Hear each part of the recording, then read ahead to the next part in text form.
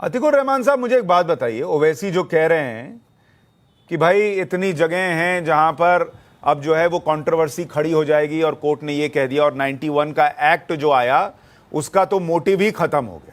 एक तो वो एक्ट लाया ही गड़बड़ गया था, ठीक है, वो एक धर्म को दबाने के लिए लाया गया था, तो उस एक्ट की वजह से एक धर्म अगर ओप्रेस्ड फील करता है, और वो भी 100 करोड़ से ज्यादा लोग ओप्रेस्ड फील करते हैं, तो उस पर तो पहले चर्चा होनी चाहिए। खैर चलिए, अभी है तो है। मैं ये कह रहा हूं, मान लीजिए कि एक कोई शहर हो, एक कोई गांव हो, एक कोई मोहल्ला हो जहां एक बड़ी भीड़ आए और वो सारे घर लूट ले, कब्जा कर ले, ठीक है, और उसके बाद कोई एक सरकार नियम ले आए कि भाई अब इतने केसेस को है, कागज है, और आप कहें कि नहीं, सुनेंगे ही नहीं, अब लुटा गया तो लुटा गया, अब ये यही रहेगा, वरना इतने केस खुल जाएंगे। क्या ये उस आदमी के साथ जिसका घर लूटा गया उसके साथ न्याय है? और अगर जो लोग कब्जा करके बैठे हैं उनके साथ ये होता तो उनको स्वीकार होता?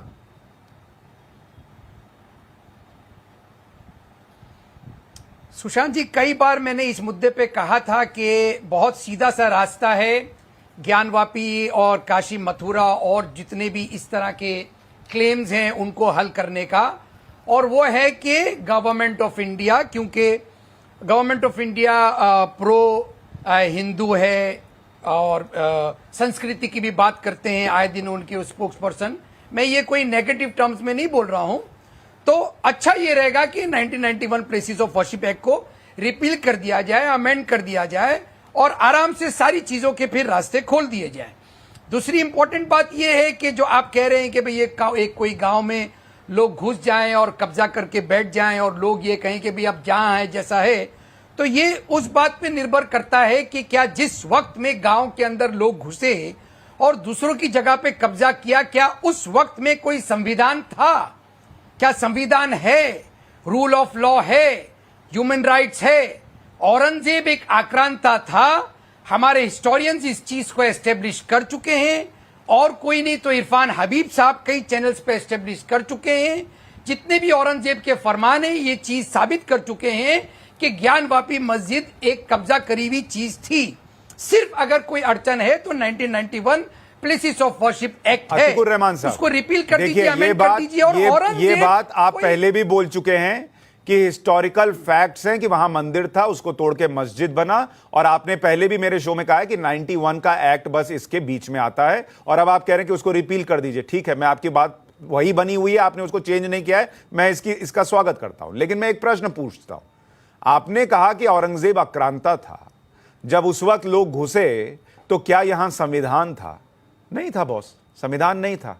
लेकिन आपके बाईं तरफ जो लगा है, रिजवान अहमद की बाईं तरफ जो लगा है और मेरी बाईं तरफ जो लगा है, वो दिल तो तब भी था, वो दिल तो आज भी है। और आप कहते हैं कि अगर हिंदू मुसलमान भाई हैं तो इस दिल में क्या यह दर्द नहीं उठता कि जैसे आपके लिए मक्का मदीना बहुत पवित्र है, वैसे ही हिंदू के लिए अगर ये काशी बहुत पवित्र है तो उसके दिल का मान रखते हुए हम खुद आकर कहें कि तुम ले लो, औरंगजेब जो है वो बेकार का बाहर का आदमी, उसके चक्कर में हम और तुम क्यों लड़ें? क्या ये दिल नहीं कहता कि मथुरा में कृष्ण के सबूत हैं, वहां पर तुम मंदिर जो है वो बनाओ, बढ़िया और भव्य मंदिर बनाओ, वहां ईदगाह मस्जिद नहीं होनी चाहिए, और तुम इसको रखो? ये दिल नहीं कहेगा, हर चीज संविधान से होगा, और जहां बात होगी कुछ और की तो दिल आ जाएगा, भाईचारा आ जाएगा, गंगा जमुनी तहजीब आ जाएगी।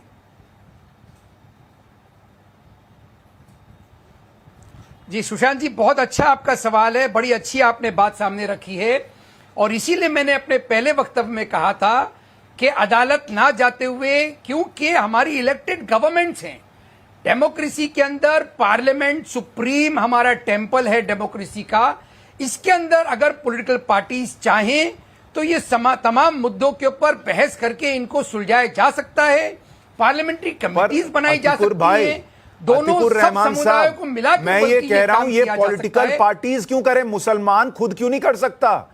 इंतजामिया कमेटी खुद क्यों नहीं कर सकती? ये ओवैसी बैठ के खुद क्यों नहीं बोल सकते?